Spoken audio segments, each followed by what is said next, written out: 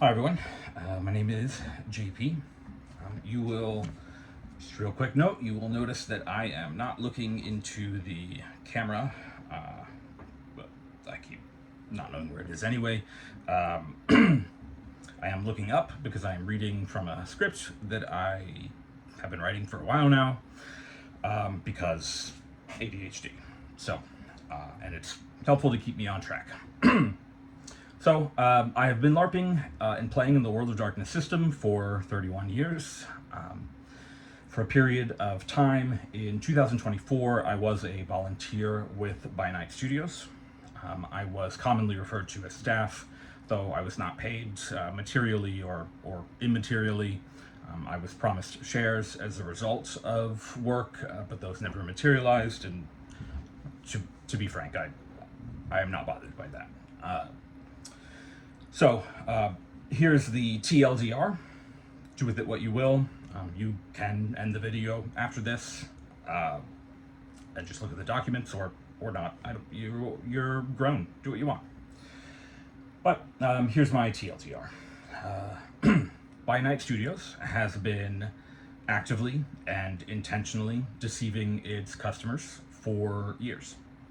They have hidden the fact that Shane Robinett remains the ultimate decision maker. He is, in my experience, in all but title, the CEO of By Night Studios. They are hiding this because they know that transparency would allow players to make informed choices about whether or not to spend money with them.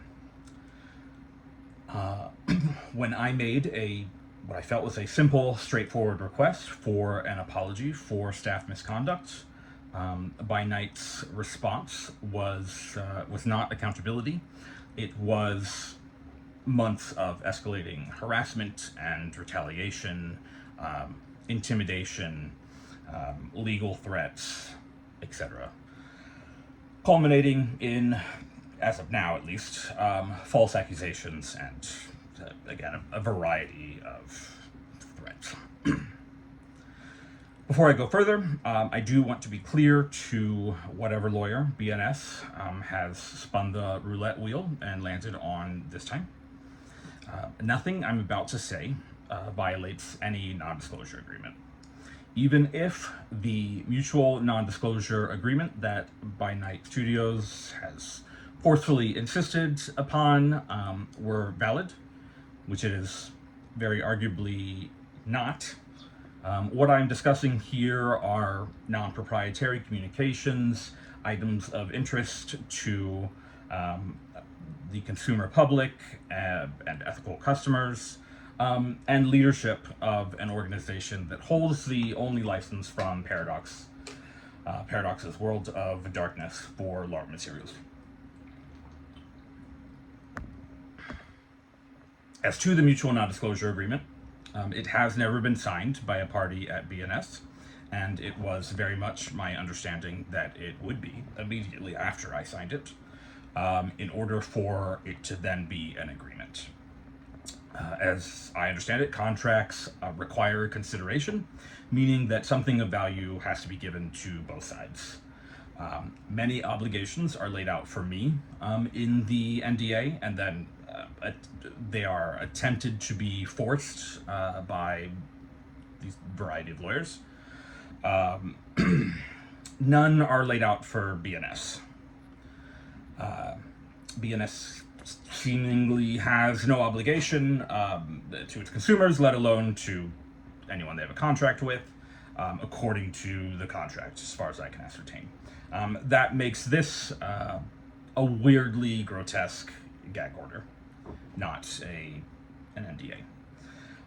Any lawyers may also want to look at the dates in my empirical evidence, specifically my conversations with Shane that I do indeed reveal in my documentation, some of them, and then compare them to the dates of the NDA that you state is enforceable. In the second communication that I received from the second lawyer, but you will see that they reference a recording that I have. They make demands about it. Those recordings are from Google Meets, which I always turn on, automatic recording, because I have memory issues. And so you'll have to take that up with Google Meets and the very clear and obvious statements that they make anytime someone joins that meeting about the recording happening. There's also reference to informal team discussions and internal chats. The Slack that BNS utilizes is owned by Vianox, which is one of Shane Robinett's companies. But also, I am fairly certain that even a valid NDA is not a blanket cover for every racist, misogynistic, homophobic, anti-Semitic, dehumanizing, and harassing comment made. All of that is to say that whichever lawyer may be next in the queue, I just request that you take 10 minutes and glance at the actual evidence before sending me another threat. Thank you. So, at the end of 2019, BNS told the community very publicly via Facebook and possibly other social media, I have no idea, I don't even remember what social media existed in 2019, that they had parted ways with Shane Robinett for cause. This was related to his statement, at least one of his statements, and probably many others, referencing an article on a humanitarian crisis at the border that, quote, a few dozen die on the border from automated drones and 50 calibers. They will slow to a trickle. Referencing, of course, immigrants crossing the border to escape. So BNS at the time, represented by Ryan Autry, who BNS has made claims still represents them, but is oddly silent, promised inclusion and zero tolerance for, quote, hate speech, racism, sexism, homophobia, or discrimination of any kind in any form. The responses to that post were largely effusive.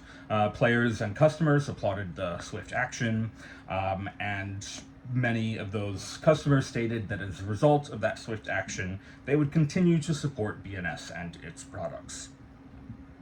So, in 2024, after going to a few Darkness Emergent LARPs, and seeing, from my perspective, a need for better engagement with players, less, in my opinion, railroading, and more or any player agency, and the engagement of more volunteers that were not just friends of certain staff members, who then received a free or reduced hotel room. I, along with a good friend of mine at the time, joined as a volunteer in 2024 in order to utilize my 20 plus years of skills in change management and project management.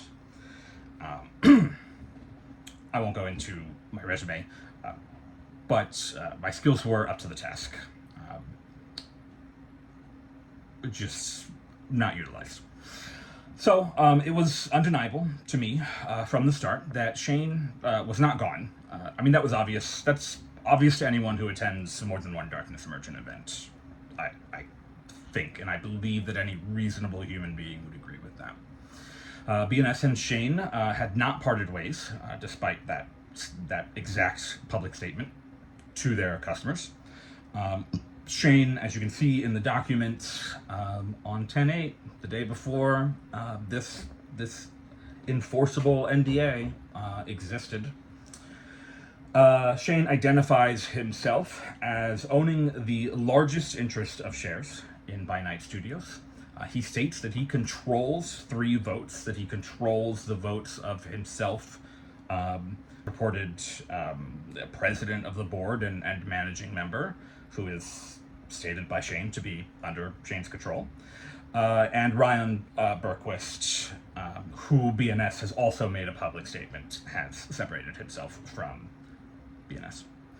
And Shane also goes on to state that he has the power to allow a board that he can unduly influence. The quotes are because they're quotes. You can see it in the documents. So BNS is, of course, aware that they are deceiving the public and that transparency may lead to customers opting to not spend their money with BNS, and or public perception and pushback might be such that a World of Darkness IP license was not feasible. It's worth noting here that the brand manager for the World of Darkness, formerly affiliated with By Night Studios, and stated by Shane during conversations with potential investors, that said brand manager had the power, would wink wink nudge nudge influence at the Paradox level to ensure whatever for By Night Studios. To be clear, that was Shane's statement to investors, not the statement of said brand manager. So it's worth noting that that person, as well as leadership at Paradox, are fully aware of Shane's active involvement in By Night Studios. They are fully aware that he makes the decisions. Calls, meetings were pretty constant. And I know this from other staff members prior to even considering joining as a volunteer for By Night Studios, let alone signing an NDA that doesn't really exist. But all right. So, again, they're aware of Shane's active involvement, of his control. So an argument could be made that in varying degrees of implicit and explicit, Paradox is supporting the ongoing deception to the World of Darkness community.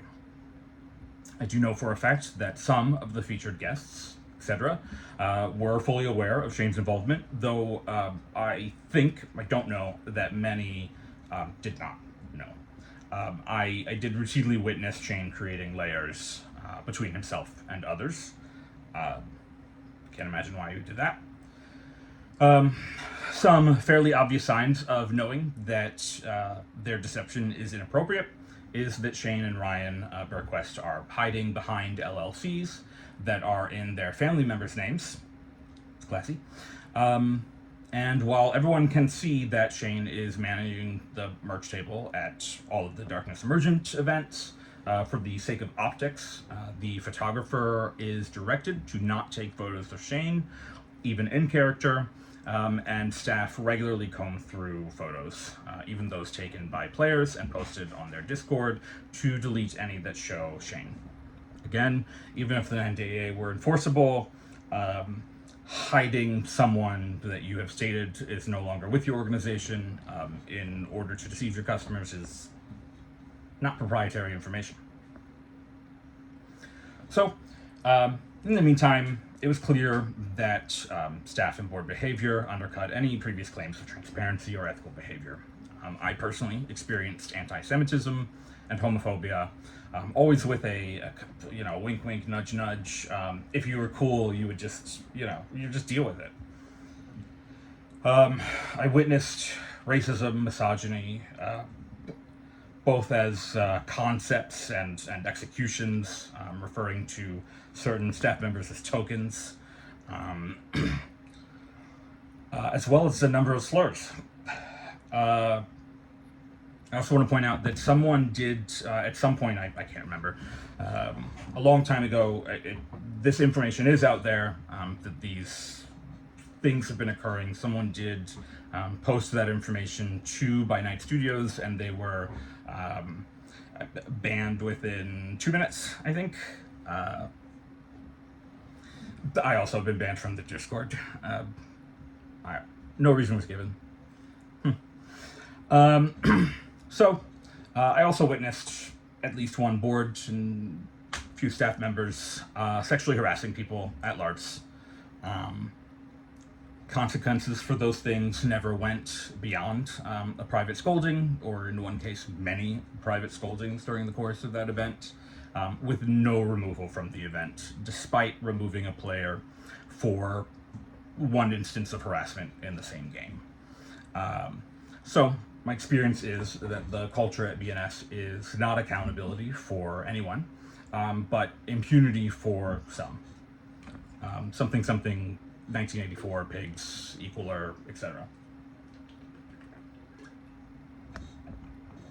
On June 29th, after I left the organization, a long time after I left the organization actually, I submitted a formal email. I asked, I had to send it to the support email because I even after being staff on there for, I don't know, 6 to 8 months, I had no idea how to contact anyone on the board, except for Shane, because control. So I submitted a formal email. I asked for 4 simple steps: a written apology from Jimmy Reckett, who is their head storyteller and significant part of the leadership at By Night Studios.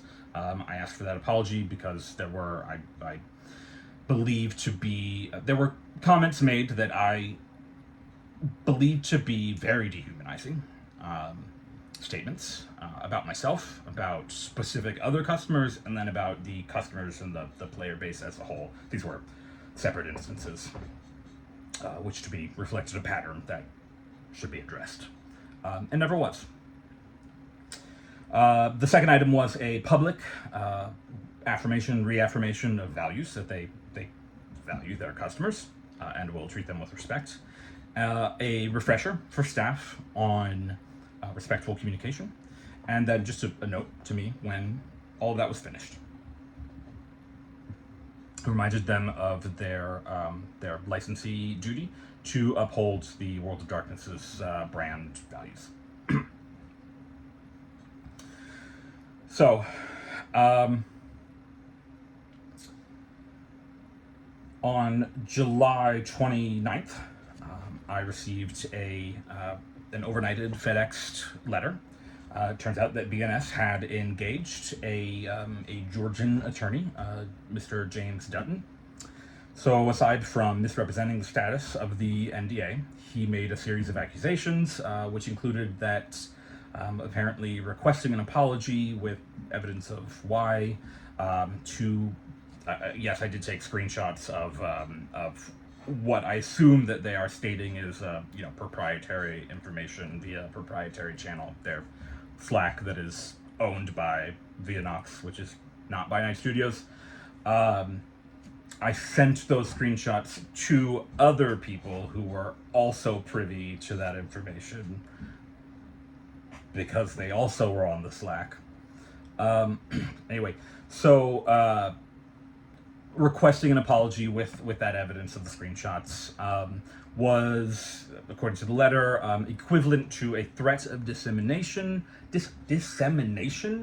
and, depending, potential criminal liability for extortion.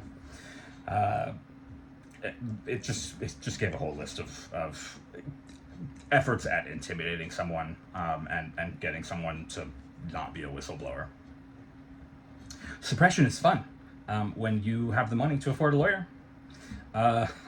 So I responded to that by asking for a countersigned MNDA and any actual evidence as to the statements, the claims being made. No countersigned MNDA existed, no evidence existed, and so none was provided. That lawyer never got back to me. I assume that he is still engaging with the Georgia bar that I contacted. In August of 2025, I reached out directly to Paradox, the IP owner. I sent them the information that I had, which included the unsigned MNDA, documentation of behavior that I felt was a danger to the brand, and the brand that represented Paradox and thus engaged with customers. Under the belief that because Paradox provides that IP license exclusively to by Night Studios for LARP materials. That's an endorsement. You are using your trusted status to endorse another organization as having trusted status. I sent 3 emails. All leadership at Paradox is aware of my concerns. I received no response. It is my personal thought only, that they may feel that any acknowledgement would be an admission of culpability in the widespread deception that they have been aware of. But I don't know. I'm sure they'll come back and say, well, we've been doing things, and we just can't say what. Okay.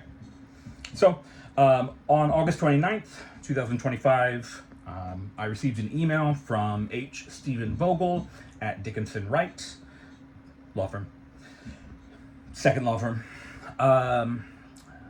H. Stephen Vogel, I'm just going to call him Stephen, stated that I have been disseminating confidential and proprietary information in an attempt to extort BNS. I think that's their second sentence. It's a strong... I don't think it's a thesis. He stated it as fact.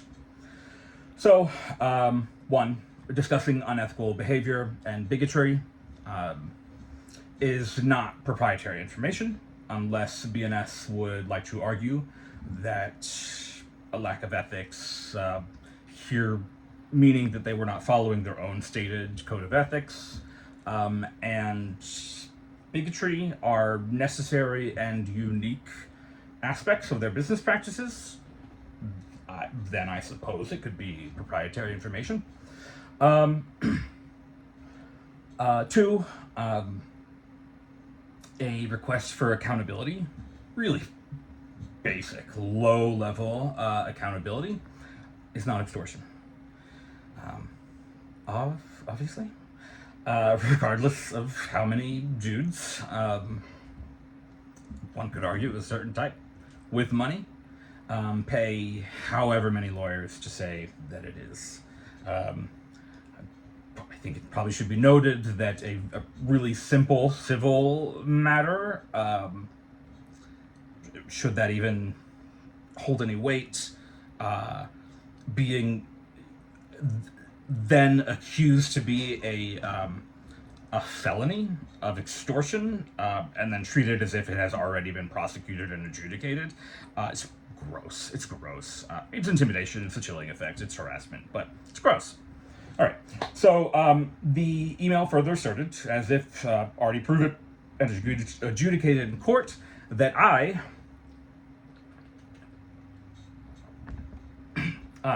ta-da, have cost BNS hundreds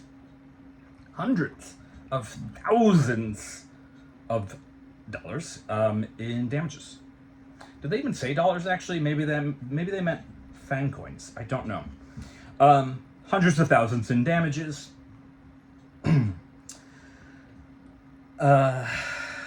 Which the lawyer made sure I knew was continuing to accrue. Then the Stephen tossed in what I perceive to be a really weird paragraph accusing me of using AI for production content. I never made any production content or used AI. Outside of there was one specific incident where Shane specifically asked me to create a logo for their, I can't remember the name of the, they're like, I don't know, some other thing they were trying to monetize, that I was storytelling it. I can't even remember the name. Anyway,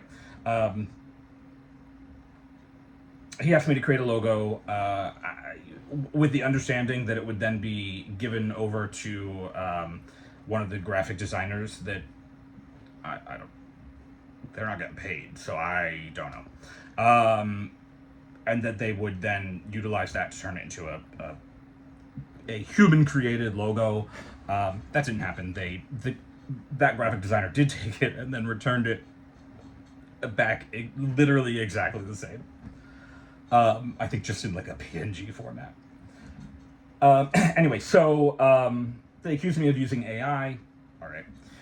And then they go on in the same paragraph to state that I sexually harassed male volunteers and/or staff. They then pointed out that they don't represent any of these seemingly numerous shadowy males, but that it is, regardless, it is viable evidence that could be revealed in court proceedings. Which, okay, great. So, setting aside for a brief moment the very gauche queer dude as predator trope, Mr. Vogel is attempting to threaten me with, and the insult to my integrity, and the really not subtle threat aimed at my reputation. Hundreds of thousands of dollars in damages already, and still accruing. I would question then why this is a cease and desist email and not a summons. Hundreds of thousands from a company that, as far as I can tell, and in my opinion, would at best receive a valuation of negative $10,000 at best, in my opinion. That's not based on any proprietary information. I can't remember numbers. I don't think I was even privy to any kind of. Come on. So, more seriously, if this throng of males that are themselves, that are viable evidence of sexual harassment by me, could please come forward and speak truthfully, please do so. If I behaved in an unethical and harmful manner, I should be held accountable. Though, as a side note, I am pretty sure that I know what one specific male is being used as the prop in this instance, this accusation. So, fair warning to that male. What a weird way to talk about people. That person. Our written communications on Discord are not confidential information. The things that you said to me, the things that you offered, are not business content. So, yeah, sure. Let's go ahead and have discovery, and we can all talk about that. That is perfectly fine. So, anyway, the email ended with demands that I delete any comments that I'd made, that I erase recordings and prove deletion, and that I issue a public apology. That demand was, and the public apology is meant to be framed in a way that would, have me impugning myself and negatively impacting my reputation, despite all of the empirical evidence that I have, a lot of which will be in a link with this video. So. One could assume that this was intentionally meant as a kind of, I honestly don't really know what to call it, the kind of stab that really entitled people make at other people when they're laughing behind their hand at you, because all of this harassment and all of this threatening and this intimidation and all of these things that By Night Studios has done to me in an effort to. I asked for an apology. I'm assuming that because guilt does this to people, they read that as, oh my God, someone's going to say the truth with proof. That must terrify a certain kind of person. one might assume. But all of these threats, this damage to my quality of life for the past few months, is the result of me asking for a simple private apology. So, of course, by Night Studios, solution would then be a demand for me to publicly humiliate myself via an apology to them. And I guess that apology handles the hundreds of thousands of dollars in damages that are accruing. So, in my opinion, this is just who they are as an entity. Even in the hypothetical removal of Shane, or whatever it is that their brand manager, that their cohort does, in an effort to discredit me, to indicate or state or just outright lie. I mean, I don't know. About changes made by Night Studios as a result of any information that's come to light.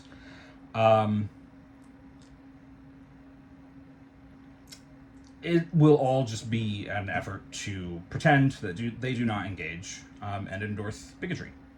But that still leaves an entire ecosystem of people who actively deceive customers, who have decided that they do not need to behave in an ethical manner, who have decided that they any hint of a request for accountability can be met with a tidal wave of lawyers and harassment therefrom, because they have the money to do it.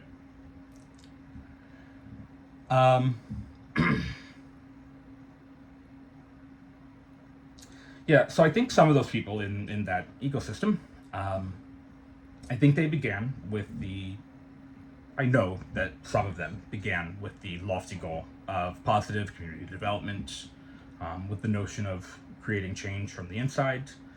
I did, when I was kind of brought into the organization with my former friend who is still there. Eventually, that it was clear to me that change was not occurring. So, I would argue that after months, after more than a year of demonstrable toxicity, demonstrable lack of change, that positive impacts from the inside is not on the table. From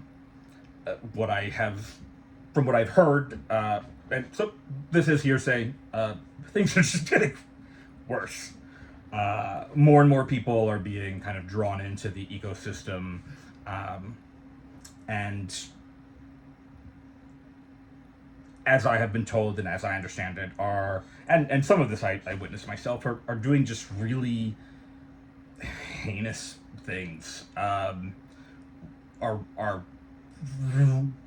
in my opinion just really tossing away their whole integrity, in order to get a writing credit, a producer credit, an editor, some sort of their name in a book.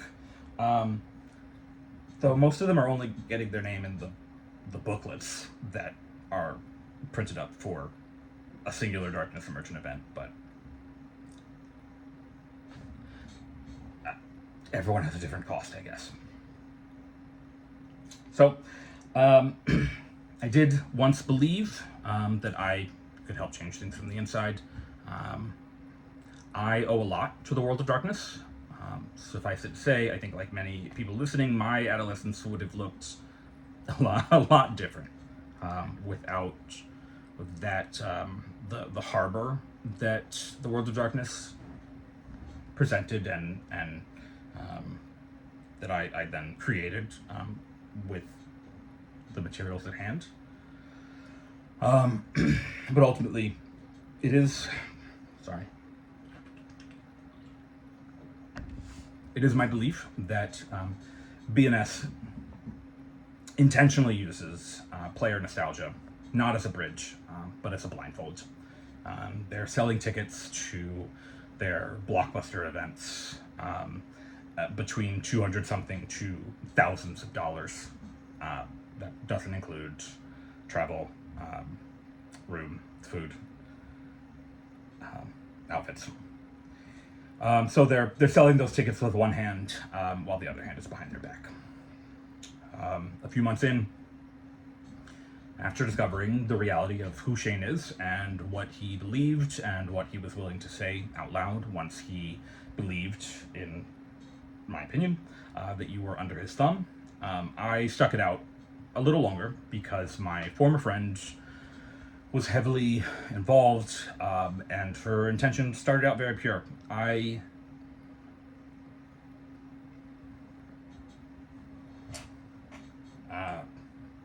You love people, you love community. In a lot of ways, this very niche community in a very niche brand in a very niche hobby is hard to find. And by Night Studios, the Darkness Emergent events have provided that. It is my opinion that they, they've monetized nostalgia and community, which who doesn't, I guess, but then the value has not followed through. But who cares if you're being railroaded during a LARP? You're there with people who understand you in a way other people do not, and that's amazing. So after a while, the dissonance of my continuing to interact at By Night Studios, it was tearing me apart.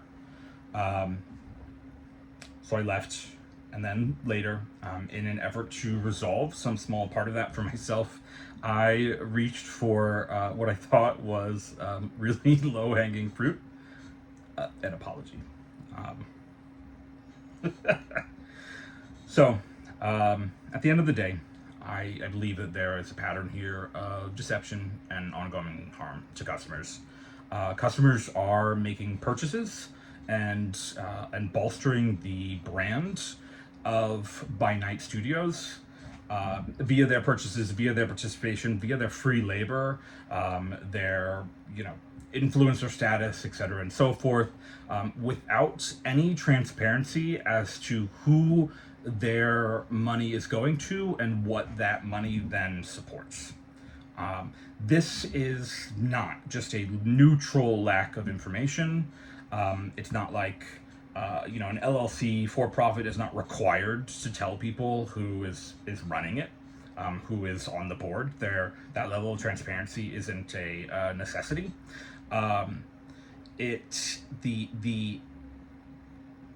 It becomes intentional, widespread obfuscation when they behave the way they have been behaving. They make a statement: this person, for these reasons, is no longer with this organization, and it turns out years later the exact opposite is true.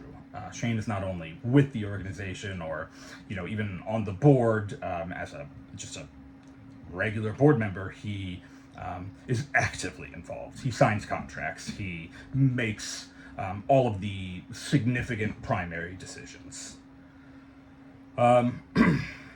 So I think that communities deserve to know the truth, and the stewardship of the world of darkness should be grounded in accountability and not concealment. I think that is, whistleblower statutes would agree with me. Consumer protection stuff would agree with me. I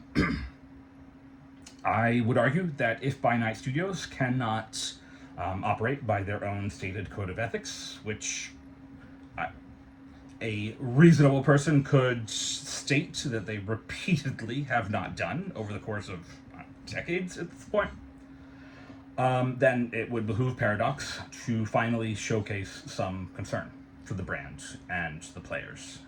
If people cannot do the right thing, then organizations and systems should.